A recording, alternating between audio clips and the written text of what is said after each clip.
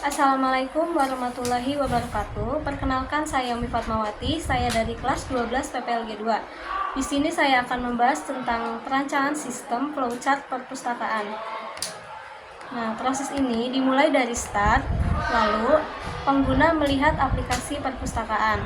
Setelah itu, pengguna diarahkan untuk login ke aplikasi. Login itu bisa ada dua, yaitu langsung input username dan password atau register. Setelah input username dan password, akan ada validasi data, yaitu username dan password itu benar atau tidak. Jika tidak, maka diarahkan untuk login lagi, lalu menginput username dan password.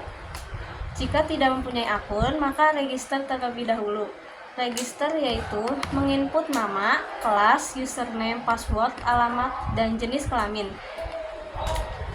Lalu setelah menginput data tersebut, akan ada verifikasi data, apakah benar atau tidak. Jika benar, maka akan diarahkan untuk login dan menginput username dan password. Jika tidak, maka register ulang terlebih dahulu. Jika sudah menginput username dan password, pengguna akan masuk ke dashboard. Setelah itu, diarahkan ke pinjam buku atau mencari buku. Setelah pinjam buku, yaitu menginput kode buku, tanggal pinjam, dan tanggal kembali. Setelah itu, memproses data peminjaman. Tetapi setelah masuk dashboard, ada juga opsi pengembalian buku. Di sini ada dua kondisi, yaitu pengembalian tepat waktu, benar atau tidak. Di sini ada dua kondisi saat pengembalian buku, yaitu pengembalian tepat waktu, iya atau tidak. Jika iya, maka memproses data pengembalian, tapi jika tidak, maka proses denda keterlambatan. Setelah proses denda keterlambatan, langsung diarahkan untuk memproses data pengembalian. Setelah itu, finish. Lalu untuk pembahasan yang kedua, di sini saya akan membahas use case diagram perpustakaan. Di sini terdapat 3 aktor. Yang pertama anggota, petugas, dan kepala perpustakaan. Dari 3 aktor ini memiliki hak akses masing-masing. Untuk yang pertama anggota, yaitu bisa melakukan login, register, melihat data buku, meminjam buku, mengembalikan buku, denda keterlambatan, dan logout. Lalu untuk petugas, dapat melakukan login, register, mengelola data buku, memproses peminjaman, memproses pengembalian, mengelola denda, dan logout. Untuk kepala perpustakaan itu sendiri dapat melakukan login dan melihat laporan. Untuk pembahasan yang ketiga, saya akan membahas activity diagram perpustakaan. Di sini ada anggota, sistem, dan petugas. Proses yang pertama itu dimulai dari start, kemudian login, kemudian setelah login, sistem memvalidasi login, lalu saat anggota mengajukan peminjaman buku, maka sistem menampilkan data buku, mencatat data peminjaman, menyimpan data peminjaman.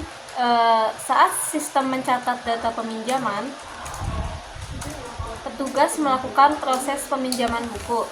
Setelah memproses peminjaman buku, yaitu mengonfirmasi peminjaman, setelah itu mengonfirmasi pengembalian. Setelah itu, anggota melakukan pengembalian buku. Terdapat 2 kondisi, yaitu terlambat atau tidak. Jika tidak, mengonfirmasi pengembalian. Jika terlambat, langsung memproses denda. Setelah memproses denda, yaitu mengonfirmasi pengembalian. Setelah itu selesai. Setelah itu ada kepala perpustakaan dan sistem. Dimulai dari start, setelah itu kepala perpustakaan melakukan login. Setelah login, sistem menampilkan laporan data buku. Laporan data buku berupa menampilkan laporan peminjaman, menampilkan laporan pengembalian, serta menampilkan laporan denda. Setelah itu selesai. Lalu untuk pembahasan yang keempat, saya akan menjelaskan kelas diagram perpustakaan. Di sini terdapat 6 kelas diagram, yaitu ada anggota, buku, petugas, kepala perpustakaan, pengembalian, dan peminjaman. Untuk kelas yang pertama yaitu anggota. Anggota memiliki beberapa atribut. Yang pertama itu adalah ID anggota. Tipe datanya yaitu int. Ini adalah kode unik anggota. Kemudian ada nama, yaitu nama anggota. Kemudian ada kelas, yaitu kelas anggota. Serta jurusan, yaitu jurusan anggota. Untuk metodenya yaitu anggota dapat login, pinjam buku, kembalikan buku, dan bayar denda. Untuk relasi, anggota melakukan relasi ke peminjaman. Peminjaman ini suatu kelas di mana atributnya yaitu ID peminjaman, yaitu kode unik peminjaman, lalu ada tanggal peminjaman, tanggal pengembalian, dan status peminjaman. Untuk metodenya sendiri yaitu simpan peminjaman dan update peminjaman. Untuk relasi anggota ke peminjaman yaitu one to many, karena satu anggota dapat melakukan banyak peminjaman. Untuk yang kedua di sini ada kelas buku dengan atribut ID buku, yaitu kode unik buku tersebut, lalu judul buku, pengarang, tahun terbit, dan status. Statusnya itu tersedia atau tidak. Metodenya yaitu update status. Untuk relasi dengan peminjaman yaitu one to many, karena satu buku dapat dipinjam berkali-kali. Setelah itu yang ketiga ada kelas petugas dengan atribut ID petugas, nama, username, password, status, dan alamat. Untuk relasinya yaitu ke peminjaman one to many, karena satu petugas dapat memproses beberapa peminjaman. Ada kepala perpustakaan.